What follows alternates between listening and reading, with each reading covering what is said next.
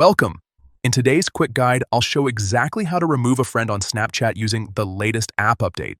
Whether you're cleaning up your friend list or just want more privacy, this process is simple and only takes a few seconds. First, open your Snapchat app. Once you're on the camera screen, look at the top left corner and tap on your Bitmoji or profile icon. This will take you to your profile page, where you can manage your account settings and connections. Next, scroll slightly until you see the option called My Friends. Tap on it and you'll get a full list of everyone currently on your friends list. From here, find the person you want to remove. You can either scroll through the list or use the search bar at the top to find them faster. Once you've found the friend, press and hold down on their name. A small menu will pop up with several options. From that menu, tap on Manage Friendship. This is where Snapchat gives you control over your connection with that person. Now, you'll see the option, Remove Friend. Tap on it, and Snapchat will ask you to confirm your decision. Go ahead and confirm, and that's it.